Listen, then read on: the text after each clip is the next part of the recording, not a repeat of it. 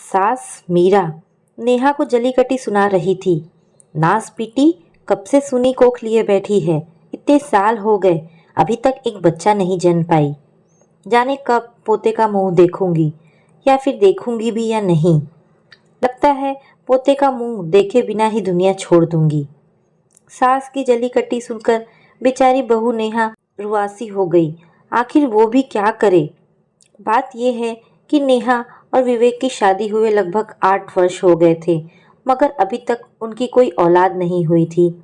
काफ़ी इलाज करवाया, कई तरह के टेस्ट करवाए, लेकिन कोई फायदा नहीं। पूजा पाठ, देवी देवता, जाने कितने मंदिरों में अनगिनत देवी देवताओं से मन्नतें मांगते फिरते, लेकिन नतीजा कुछ नहीं निकला। कई उपाय के बाद भी बच्चा नहीं हुआ। नेहा चुपचाप सब कुछ सहकर आंसू बहाती रहती। आखिर वह कर भी क्या सकती थी। फूटी किस्मत को छोड़ किसी को भी दोष नहीं दे सकती थी।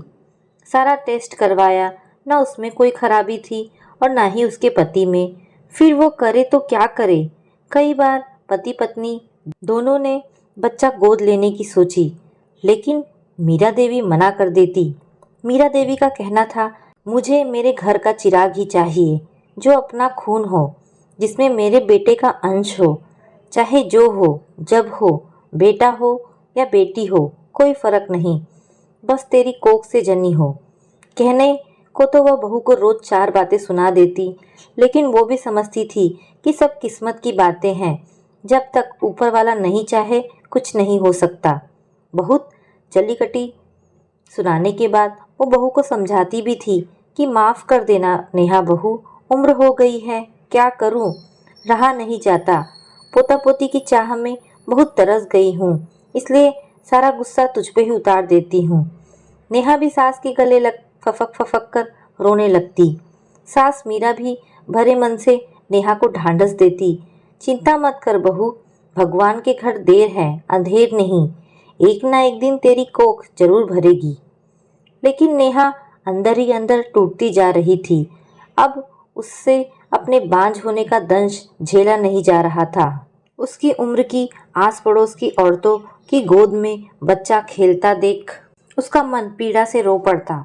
उसकी ममता उसकी आंखों से आंसू बन छलकने लगती। उसकी इच्छा होती वह भी बच्चे को लेकर गोद में खिलाए, अपनी छाती गीला करे, लेकिन खुद को असमर्थ पाती। आस पड़ोस और रिश्तेदारी की औरतें उसे बांझ होने का ताना देती रहती। उसे कुछ समझ नहीं आता कि वह क्या करे। बांझपन का दर्द उससे सहा नहीं जाता था। विवश होकर अपने ही हाथों से अपनी कोख को चोट पहुंचाने लगती। नेहा की पड़ोस वाली विमला चाची नेहा के दर्द को अच्छी तरह समझती थी, क्योंकि उनकी भी कोख बहुत सालों बाद भरी थी। वो इस पीड़ा से गुजर चुकी थी। उनसे नेहा का मुरझाया चेहरा देखा नहीं जा रहा था। नेहा के प्रति हमेशा उनकी सहानुभूति होती। एक दिन विमला चाची ने उसे बताया कि दूर शहर से बहुत पहुँचे हुए बाबा आए हुए हैं, जिनकी सिद्धि दूर दूर तक फैली हुई है। अगर उनका आशीर्वाद मिल जाए तो उसकी सूनी गोद भर सकती है। उनके आशीर्वाद से फलीभूत हो कितनी निसंतानों को बच्चा हुआ है।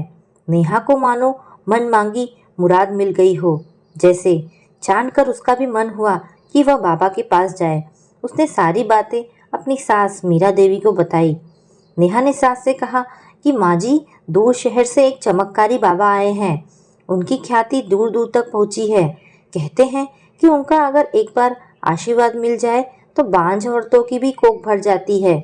माँ जी, एक बार बाबा का आशीर्वाद मिल जाए तो शायद हम भी निसंतान ना रहे। नेहा बहुत विनती करने लगी अपनी सास से। नेहा की बातें सुनते ही मीरा देवी गुस्से से बिफर उठी।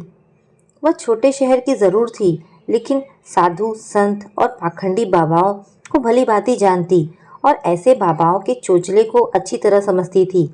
ऐसे ही पाखंडी बाबा बाज औरतों को मूर्ख बनाकर उनके साथ बहुत धोखाधड़ी करते हैं, और वह इन सब चीज़ों से अच्छी तरह से परिचित थी। उन्होंने बहू को समझाया, मूर्ख, ये सब ढोंगियों के चक्कर में भूल कर भी मत पड़ना। इतना भी नहीं जानती, बिना पति पत्नी के मिलाप के बच्चा नहीं होता। बच्चा सदा पति पत्नी दोनों के कोशिश से ही संभव है। लेकिन नेहा के मन में बाबा को लेकर एक अलग ही धारणा बन गई थी। लेकिन उसे यह नहीं पता था कि ऐसे बाबा कहीं भी आने जाने से पहले ही उस जगह अपने चेले चपाटी को भेज वहाँ उस जगह के लोगों की सारी जानकारियाँ एकत्रित कर लेते हैं और बाद में वहाँ पहुँच कर पहले से पता सबकी बातें बता उन्हें अपने जाल में फंसा लेते हैं। नेहा के साथ भी यही हुआ। उसका मन नहीं माना। अब उसे नेहा के मन का मोह कहे या बच्चे की चाह। पति किसी काम से शहर गया था, अतः शाम को वह सास को बिन बताए पड़ोस वाली विमला चाची के साथ वहां चली गई, जहां बाबा और उसके चेले चपाटी डेरा डाले हुए थे। सकुचाई चुपचाप भीड़ में बैठ बाबा का प्रवचन सुनने लगी। तभी बाबा की नज़र उस पर पड़ी। बाबा जी ने नेहा को इशारे से अपने पास बुलाया। नेहा ने झुककर बाबा जी को प्रणाम किया। बाबा जी ने उसके कंधे पर हाथ रखते हुए कहा, उठो बेटी, मैं अपनी दिव्य आंखों से तुम्हारी कष्टों को देख रहा हूँ। चिंता मत करो, तुम्हारी मुराद जरूर पूरी होगी। तुम्हारी सूनी कोख जरूर भरेगी। तुम्हें मातृत्व सुख की अवश्य प्राप्ति होगी। नेहा विस्मित आंखों से बाबा को देख रही थी। उसकी आंखों में अश्कों की धारा बह रही थी। उसे समझ नहीं आ रहा था कि बाबा जी ने बिना कहे उसका कष्ट कैसे जान लिया। वह बाबा के पैरों पर गिर पड़ी और कहने लगी, बाबा आप धन्य हैं, अंतर्यामी हैं, मुझ अभागन का दुख दूर करें। मैं निसंतान सालों से बच्चे का मुंह देखने के लिए तड़प रही हूँ। इस दुखियारी को अपना आशीर्वाद देकर वर्षों की अभिलाषा पूर्ण करे बाबा। होगी, जरूर होगी बेटी, तेरी अभिलाषा जरूर पूरी होगी। तेरी हर मनोकामना पूर्ण होगी। मैं तुम्हारी संतान प्राप्ति हेतु एक यज्ञ करूँगा, जिसमें तुम्हें विधिवत स्नान धारण कर आभूषण से सुसज्जित पीले वस्त्रों में पूजा अर्चना व हवन आदि करनी होगी। पूजा सामग्रियों में तुम बाल सहित पीले वस्त्र में लिपटा एक नारियल, गोला, घी, हुमान, चंदन एवं 2 केले लेती आना। बेटी, इसके लिए कल रात्रि वेला अति मंगल है, अतः ध्यान रहे कि विलंब ना हो। जी जी बाबा जी। नेहा ने एक बार फिर बाबा जी के पैर छुए। इस बार बाबा जी का हाथ नेहा का पीठ सहला गया। नेहा को थोड़ा अजीब एहसास हुआ, लेकिन औलाद सुख के मोहवश बाबा की इस हरकत को बाबा का आशीर्वाद समझी। सोचा शायद बाबा ने आशीर्वाद स्वरूप हाथ फेरा हो। पड़ोस वाली चाची ने झट से नेहा को बाबा के पास से उठाते हुए कहा, जी बाबा, मैं इसे लेकर आपके पास तय समय पर पहुंच जाऊंगी। नेहा घर पहुंची तो देखा सास बरामदे में चहलकदमी कर रही थी। कहाँ गई थी? कब से ढूंढ रही थी तुमको। जी जी माँ जी, पास वाले मंदिर गई थी। झूठ मत बोल, मंदिर गई थी या? जी मंदिर। नेहा ने सास से झूठ कहा। क्या करती? जानती थी सास एवं पति मना करेंगे। अच्छा चल अंदर चल, कल से कहीं जाना हो तो बोल कर जाना, मैं तुम्हारे साथ चलूंगी। नेहा के तो मानो रोंगटे खड़े हो गए। काटो तो खून नहीं। अब वो सास को सच कैसे कहे कि उसे कल कहाँ जाना है। नेहा मन मशोस कर रह गई। वह सास की आज्ञा लिए बिना नहीं जा सकती थी। रात करवटों में बीती। सुबह से दिन भर बेचैनियों ने नेहा को घेरे रखा। जैसे जैसे दिन बीतता जा रहा था, नेहा व्याकुल होती जा रही थी। हालांकि सास से नजरें बचाकर सभी तैयारियों में भी जुटी थी और लगभग पूरी कर भी ली थी। उसे पता था सास सवेरे बिस्तर पे सो जाती है, इसलिए उसने चाची को कहकर रखा था कि सास के सोते ही वह उनके साथ चल चलेगी। परंतु मीरा देवी को बाबा रूपी शक ने घेर लिया था। फिर आंखों में नींद कहाँ, उन्होंने सोने का दिखावा किया और जब रात पहर बहू घर से निकली तो उसके पीछे ही हो ली। रास्ते में उन्हें उनका बेटा भी आता दिख गया, जिसे इशारे से पास बुला लिया और सारी बातें बता दी।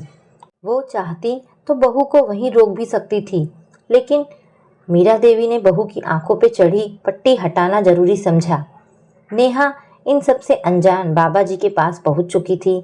बाबा जी ने नेहा को कुटिया के अंदर जाने को कहा और कहा कि वह तांबे के पात्र में रखा पवित्र जल का छिड़काव कर पीले वस्त्र धारण कर ले। मैं तब तक पूजा आरंभ करता हूँ। नेहा ने आदर मुद्रा में सर झुकाया और कुटिया में प्रवेश कर गई, जहाँ उसने तांबे के पात्र में रखे जल को जैसे ही खुद पे छिड़काव किया, उस पे बेहोशी छाने लगी। थोड़े समय बाद देखा कि बाबा कुटिया का दरवाज़ा बंद कर अंदर आ गए हैं। नेहा को बाबा का चेहरा धुंधला धुंधला दिख रहा था। उसे महसूस हुआ कि बाबा उसके पास आकर उसके बालों से खेल रहे हैं। हालांकि नेहा हल्के होश में थी, अतः विरोध भी कर रही थी। पाखंडी, धूर्त, कमीने। लेकिन बाबा बेशर्मी से हंस रहे थे। उसने अपना एक हाथ नेहा के अस्मत की तरफ बढ़ाया, लेकिन इससे पहले कि नेहा के साथ कोई अनहोनी घटती, पीछे आए पति ने, जो उसका पीछा करते करते कुटिया तक आ गया था, दरवाजे को जोर धक्का दे तोड़ डाला और बाबा का बाल पकड़ बाहर घसीट ले आया और लात घूंसे की बरसात करने लगा। बाबा के सारे चेले चपाटी इधर उधर भागने लगे। उधर नेहा की सास, जो अपने साथ हवलदार को भी ले आई थी, दौड़कर कुटिया में भागी। बहू के चेहरे पर पानी छिड़क होश में लाई और उसे खूब डांटने लगी। नास पीटी, करम जली, मना किया था तुझे, फिर भी नहीं मानी। वो तो शुक्र था कि मुझे पहले ही शक हो गया था और मैं सोई नहीं, तेरे पीछे यहाँ आ गई। नेहा डरी सहमी सास के सीने लग रोई जा रही थी। मुझे माफ़ कर दो माँ जी, संतान मोहवश मुझसे बहुत बड़ी भूल हो गई। मैंने आपका कहा नहीं माना। मीरा देवी बहू का दर्द समझती थी। शायद उसकी जगह वह भी होती तो औलाद की चाह में वही करती जो उनकी बहू ने किया। उन्होंने बहू के माथे पर हाथ फेरते हुए कहा, सूनी कोख को लेकर मैं तुम्हें बोलती बिगड़ती हूँ। इसका मतलब यह नहीं कि तू कोई गलत कदम उठा ले। घर चल, तेरी अच्छे से खैर लेती हूँ। नेहा सास के सीने लग गई। उधर पाखंडी बाबा को हवलदार ने हथकड़ियों में जकड़ लिया था। घर आकर विवेक ने पत्नी को समझाया कि वह शहर में बड़े डॉक्टर से मिलकर आया है, जहां आईवीएफ पद्धति के सहारे वह मां बन सकती है और इस पद्धति में उसका ही अंश नेहा के कोख में पले एवं बढ़ेगा, जिसे टेस्ट ट्यूब बेबी कहा जाता है। मतलब नेहा उसके ही बच्चे की मां बन सकती है। बहुत विस्तार से तो नहीं, लेकिन इलाज को लेकर विवेक ने मां को का फुल्का समझाया और नेहा को लेकर शहर आ गया।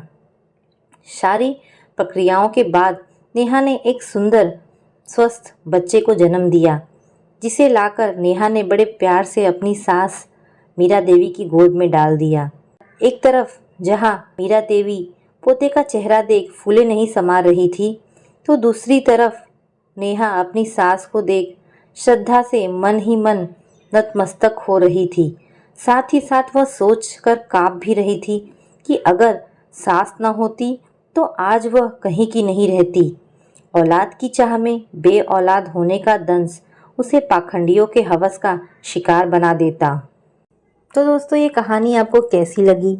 अगर आपको कहानी पसंद आई हो तो प्लीज़ इसे लाइक एंड शेयर करें। धन्यवाद दोस्तों।